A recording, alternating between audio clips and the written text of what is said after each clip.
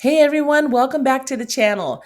Today's video is serious, it's urgent, and it is time sensitive. If you have a student loan in default, a student loan in collections, any account in collections, or charged off on your credit report, you need to hear this. This is not maybe important. This is your financial future depends on it important. So stick with me for the next 10 minutes because by the end, you'll understand why your credit score may suddenly crash 100 points or more, why accounts you thought were deleted from your credit report are showing back up, and what you need to actually do if you're facing collections or default. Make sure to like, subscribe, and hit the bell for real financial info, not fluff. So, as I'm skimming through this article that's on the US Department of Education site, it is basically saying that as of May 5th, the Office of Federal Student Aid will resume collections of its defaulted federal student loan portfolio. The department has not collected on defaulted loans since March of 2020.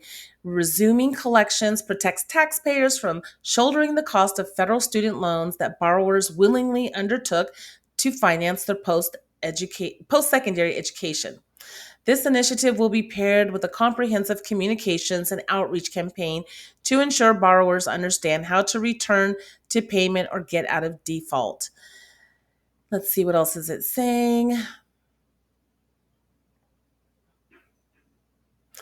Today, 42.7 million borrowers owe more than $1.6 trillion in student debt.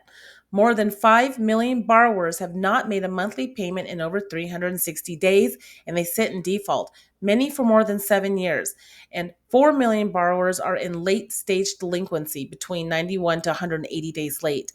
As a result, there could be almost 10 million borrowers in default in a few months. When this happens, almost 25% of the federal student loan portfolio will be in default.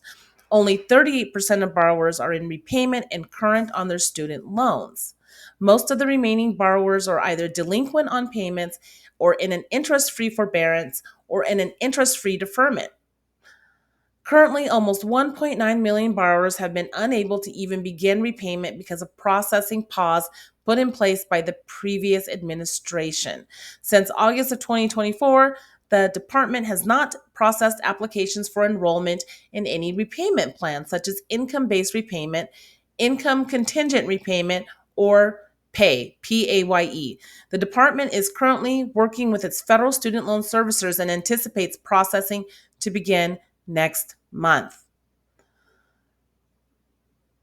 So, as of Monday, May 5th, 2025, all borrowers in default will receive email communications from FSA over the next 2 weeks, making them aware of the developments and urging them to contact the default resolution group to make a monthly payment, enroll in an income driven repayment plan, or sign up for loan rehabilitation. So, there it is. If your student loan is in default, contact your lender, contact those people, get in touch with the default resolution group to work out a monthly payment or get into an income driven repayment plan or loan rehabilitation. Later this summer, FSA will send required notices beginning the administrative wage garnishment. And something tells me that when the government is garnishing your wages, there's no going to court and going before a judge and trying to defend your case. You're going to get garnished. So this is kind of scary. Almost 10 million people will be in default. That's a lot of people. Whew, that's a lot of wage garnishment. This is a perfect example of why you don't want to ignore these types of things, whether it's student loan defaults or some other type of, charge-offs, collection accounts. Don't ignore these and think they're going to go away, because they don't. And when they come back, boy, do they come back. Okay, so that's basically the gist of that article. Very interesting. Like I said, very scary. um, so, whew, let's see. What else can I tell you? Yeah, the government's definitely going to be restarting some aggressive collection efforts. And that wage garnishment, I mean, the fact that they can take your paycheck without your permission, whew, They can also do tax refund seizures, meaning that if you're expecting money back from your taxes, the government could take it. And I've also read that if you are getting Social Security benefits, those could be at risk. Mm. And so let me just share with you, because I've been getting a lot of messages from people with student loans in default, and not just those with student loans in default, but people with collections and charge-offs. You've had them removed from your credit report after you disputed them with the credit bureaus and you felt like it was a win. You saw your credit score go up 50, 70, 100 points or higher. You thought you were in the clear, but here's the truth that no one talks about. When a collection account or defaulted loan disappears after a dispute, it's often called a temporary suppression. So the credit bureaus, Equifax, Experian, and TransUnion, they have 30 days to verify disputed information. And if the original creditor, like the Department of Education or a loan servicer, doesn't respond within that window, they have to remove it from your credit report. But here's the catch. There's no time limit for the creditor to verify disputed information and then re-report that debt later. Let me repeat that. No time limit. That means they can, and oftentimes do, come back 6 months later, a year later, 3 years later, and then you wonder why that collection account has been reinserted right back onto your credit file. And guess what? I mean, that's what's happening now. And I'm seeing it with student loans. I'm seeing and hearing from people who have seen their credit scores drop 100 points or more. And they thought the student loan collections were gone and now they're back. A couple people were getting ready to apply for a mortgage and now they're not able to get approved. And again, this is happening because, well, in the case of student loans, federal student loans, the government is back online and responding to disputes and re-reporting these debts. So those of you who thought your old student loans were gone because you don't see them anymore in your credit report, they're very much alive. As long as there's a balance that is owed, they are alive. They're out there. And at any time they could go right back on your credit report, dragging your score down, and even worse with federal student loans and other types of derogatory accounts, you could be looking at ultimately wage garnishments, judgments.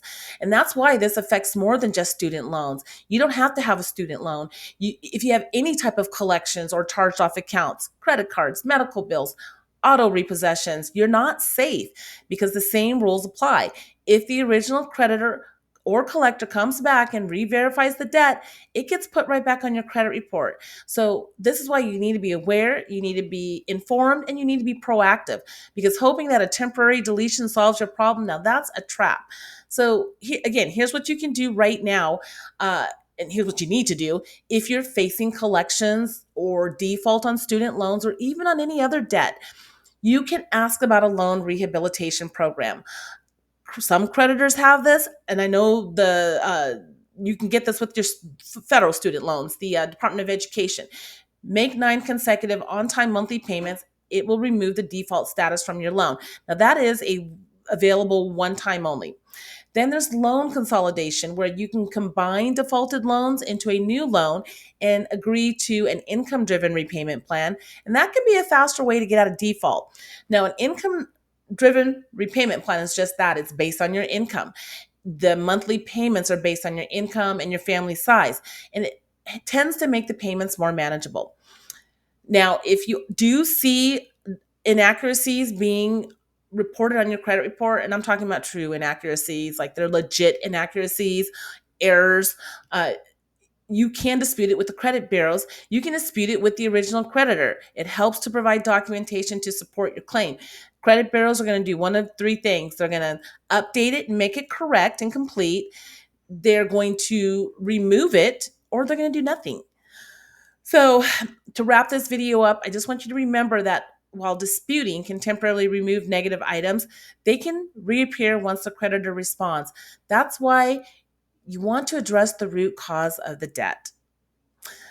So the resumption of student loan collections. This is part of a broader effort to enforce financial accountability, financial responsibility. However, it also highlights the challenges that many of us are facing when it comes to debt, whether it's a student loan, a credit card, or medical bills. Understanding your options and your legal rights is vital.